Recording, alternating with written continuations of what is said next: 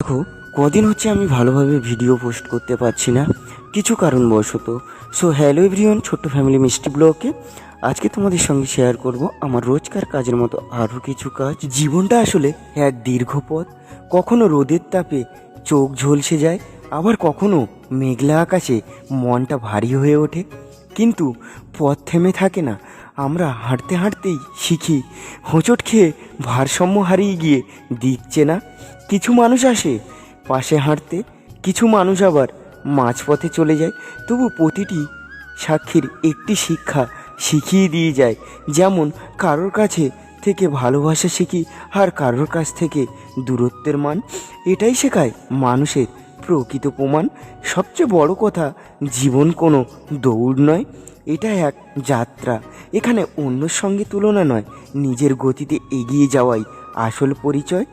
ধীরে চললেও চলবে, শুধু থেমে যেও না। তাই পথ যত কঠিনই হোক, থেমে না গিয়ে একটু একটু করে এগিয়ে যাওয়াই জীবন।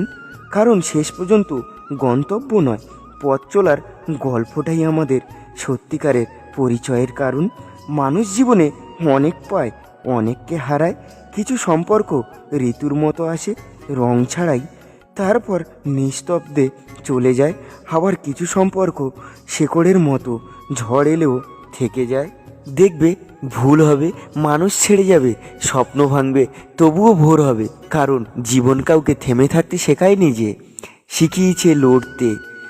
ছোট ছোট অর্জন, সামান্য হাসি, প্রিয় মানুষের হাত ধরে যাওয়াই জীবনের আসল শক্তি। মনে রেখো, পথ যতই দীর্ঘই হোক, নিজের ওপর বিশ্বাস থাকলে একদিন ঠিকই আলো দেখা যায়। কারণ অন্ধকার কখনো স্থায়ী নয়, যে আলোই শেষ সত্য। জীবনের বড় শিক্ষা হলো, সব উত্তর একদিনে মেলে না। কিছু স্বপ্ন পূরণ হয়, কিছু অসম্পূর্ণ থেকে যায়। কিন্তু অসম্পূর্ণতাই আমাদের ধৈর্য শেখায়, অপেক্ষার মূল্য বোঝায়। কখনো হার মানতে ইচ্ছে করবে, মনে হবে আর পারছি না। ঠিক সেই মুহূর্তেই হয়তো তোমার ভেতরের শক্তিটা সবচেয়ে বেশি কাজ করছে। কারণ অন্ধকার যত গভীর হয়, ভোর তত কাছাকাছি আসে। তাই জীবনের পথ চলতে গেলে ভুলকে ভয় পেও না, কারণ ভুলই সঠিক পথের শিক্ষক। আর কষ্টকে অভিশাপ ভেবো না, কারণ কষ্ট শক্তির জন্ম দেয় যে।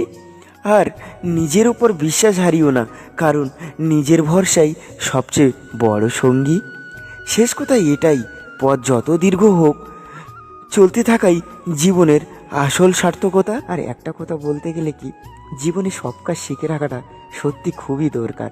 কারণ জীবন কখন কোথায় কিভাবে